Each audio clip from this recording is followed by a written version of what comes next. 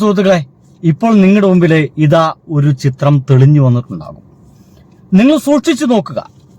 ആ ഒരു തെളിഞ്ഞു വന്ന ചിത്രത്തിൽ സൂക്ഷിച്ചു നോക്കണം. മിക്കവാറും 130ഓളം വീടുകൾ, അതിഗംഭീരമായ വീടുകൾ എങ്ങനെ കാണാം. 130ഓളം വീടുകൾ കോൺഗ്രസ്സുകാർ കൊടുക്കാന്ന് പറഞ്ഞ വീടുകളാണ് സുഹൃത്തുക്കൾ. അത് 130ഓളം വീടുകൾ. അതിന്റെ ബാക്ക്ഗ്രൗണ്ടിലൊക്കെ സൂക്ഷിച്ചു നോക്കിക്കഴിഞ്ഞാൽ നല്ല പുൽമൈതാനികൾ കാണാം. 3-4 മരങ്ങളൊക്കെ ഉണ്ട്. ബാക്കി മരങ്ങളെല്ലാം എനിക്ക് ഫോട്ടോ എടുക്കാൻ കഴിഞ്ഞിട്ടില്ല, അതുകൊണ്ടാണ് അതൊന്നും ഇതിൽ പെടാഞ്ഞു കേട്ടോ. അങ്ങ് അകലേക്ക് നോക്കൂ, ഒരു വലിയ മലയൊക്കെ കാണാം. എന്തൊരു സുന്ദരമായിരിക്കും അവിടെ താമസിക്കാൻ എന്നാണ് ഞാനിപ്പോൾ ആലോചിച്ചു പോകുന്നല്ലേ. എന്തൊരു അടിപൊളിയായിരിക്കും. കുട്ടികൾക്ക് കളിക്കാനുള്ള മൈതാനമുണ്ട്. ഒരു ഹോസ്പിറ്റൽ സമുച്ചയം അവിടെ ഉയർന്നു വരുന്നുണ്ട് അല്ലേ. വീടുകൾ മാത്രമല്ല കേട്ടോ, അതിഗംഭീരമായ ഡ്രൈനേജ് സിസ്റ്റം ഉണ്ട്. ഓ, എന്താണ് വരുന്നത്? ഞാൻ ശ്രദ്ധിച്ചില്ല. അത് എന്താണ്, കുട്ടികൾക്കുള്ള പഠനോപകരണങ്ങളും മറ്റൊക്കെ സൂക്ഷിച്ചു വെച്ചിരിക്കുകയാണ് അവിടെ. ഒരു മുറിയിലാണ് സൂക്ഷിച്ചത്. ഇനിയിപ്പോൾ അത് എല്ലാവർക്കും കൃത്യമായിട്ട് അവർ വിതരണം ചെയ്യാനുള്ള സാധ്യത കൂടുതലാണ്. കഴിഞ്ഞിട്ടില്ലല്ലോ. ശരിയാണ്. ഈ വീടിന്റെ ഉള്ളിലേക്കുള്ള ഫർണിച്ചറും മറ്റും വേണ്ടേ, അത് കൊടുക്കാമെന്ന് പറഞ്ഞത് അവിടെ ഉണ്ട്. ഇനി ആ വീടിന്റെ ഉള്ളിലേക്കൊക്കെ നമുക്കൊന്ന് കയറി നോക്കാം. വളരെ പതുക്കെ കയറി നോക്കിക്കഴിഞ്ഞാൽ എന്റെ സുഹൃത്തുക്കളെ, ഒരു വിള്ളൽ പോലും എവിടെയുമില്ല, ഒരു ക്രാക്കുമില്ല, ഒരു കുഴപ്പമില്ല. അതിഗംഭീരമായ വീട്.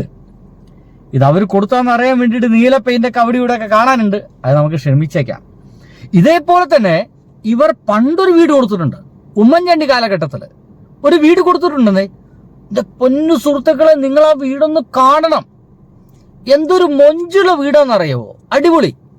ഈ അടുത്താണ്, മലപ്പുറം ജില്ലയിൽ പൊന്നാനി ഭാഗത്താണ്. ഒന്ന് കണ്ടോക്കി. എവിടത്? പദ്ധതിരേഖ ഉണ്ടാക്കുകയും അത് സർക്കാർ അംഗീകരിക്കുകയും. മത്സ്യത്തൊഴിലാളികളെ പുനരധിവസിപ്പിക്കാൻ പൊന്നാനിയിൽ നിർമ്മിച്ച സുനാമി വീടുകളുടെ പുനർനിർമ്മാണ നടപടികൾ വേഗത്തിലാവുന്നു.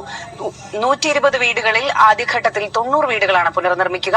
സുനാമി വീടുകൾ താമസയോഗ്യമല്ലാതെ നശിക്കുന്നുവെന്ന് പരാതി ഉയർന്ന സാഹചര്യത്തിലാണ് നടപടി. എങ്ങനെയുണ്ട്? ഇത് സുനാമി ദുരിതബാധിതർക്ക് വേണ്ടിയിട്ട് നമ്മുടെ ഉമ്മൻചാണ്ടി സർക്കാർ വീട് കൊടുത്തിരുന്നു കേട്ടോ. 1.5 സെന്റിലാണ് ടൗൺഷിപ്പ് നിർമ്മാണം. 1.5 സെന്റ്. അവിടെ വെള്ളമില്ല, കറണ്ട് ഇല്ല, നിലം ടൈൽസ് ഇട്ടിട്ടില്ല. ചുരുക്കി പറഞ്ഞ ആളുകൾക്ക് താമസിക്കാനും കൂടി കഴിയില്ല. നിങ്ങൾ ആ വീടിന്റെ ഭംഗിയൊന്ന് നോക്കൂ, നിങ്ങൾ കാണണം. നിങ്ങൾ ആ വീടിന്റെ ഭംഗി. വാവ്. മത്സ്യത്തൊഴിലാളികളെ പുനരധിവസിപ്പിക്കാൻ നിർമ്മിച്ചു. 5 ഏക്കറിൽ 1.5 സെന്റ് സ്ഥലത്താണ് വീട്. അതുകൊണ്ട് തന്നെ നിർമ്മാണം പൂർത്തിയായി 8 വർഷം കഴിഞ്ഞിട്ടും ഇതിന്റെ ഗുണഫലം ഒരാൾക്ക് പോലും കിട്ടിയിരുന്നില്ല. വലിയ രീതിയിലുള്ള പരാതികളും ഉയർന്നു. ഈ സാഹചര്യത്തിലാണ് പൊന്നാനി നഗരസഭയുടെ നിർദ്ദേശപ്രകാരം ഈ വീടുകൾ പുനർനിർമ്മിക്കാൻ. ഇപ്പൊ ഈ പറഞ്ഞ ക്രാക്ക് ഉണ്ട്, ഇതുണ്ടെന്നൊക്കെ പറഞ്ഞ് ഓടി നിന്ന വല്ലവന്മാർ അന്ന് ഇതിന് വലിയ ചിത്രീകരിച്ചായിരുന്നോ? കോൺഗ്രസ്സുകാർക്കുള്ള ഒരു പ്രിവിലേജ് ഇതാണെന്ന് ഞാൻ പലപ്പോഴും തോന്നിപ്പോയിട്ടുണ്ട്. ഇതിൽ നോക്കൂ, എവിടെയാണ് ക്രാക്ക് നിങ്ങൾ കണ്ടെത്തും. പദ്ധതിരേഖ ഉണ്ടാക്കുകയും അത് എവിടെ ക്രാക്ക് ചെയ്തത്. ആദ്യഘട്ടത്തിൽ 90 വീടുകളാണ് പുനർനിർമ്മിക്കുക. ഒരു വീട് പുനർനിർമ്മിക്കാൻ 4 ലക്ഷം രൂപയാണ് വേണ്ടത്. തത്വത്തിൽ ആ വീട് DMRCയുടെ നിർദ്ദേശപ്രകാരം 26 m² ഉള്ളത് 38 m² ആക്കി വിപുലീകരിച്ച് കുറെ കൂടി മനോഹരമായി മത്സ്യത്തൊഴിലാളി കുടുംബങ്ങൾക്ക് നൽകുന്നതിന് വേണ്ടി തത്വത്തിൽ ധാരണയായിട്ടുണ്ട്. അത് പണ്ടത്തെ ഒരു വാർത്തയാണ്. ഇങ്ങനെ അവതരിപ്പിച്ചു എന്നുള്ളൂ, കാണിച്ചു തന്നുള്ളൂ, ഒന്നും പറയണ്ട.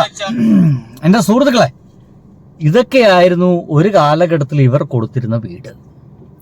അങ്ങനെയുള്ളവന്മാരാണ് ഒരു ചോർച്ച, ഒരു കിനിവുണ്ടെന്ന് പറഞ്ഞിട്ട് ഈ പറയുന്ന ലോകോത്തര പ്രശ്നം മുഴുവൻ ഉണ്ടാക്കാൻ വേണ്ടിയിട്ട് വന്നത്.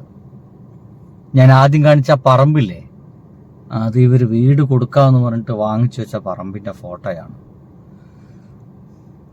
ബൈ.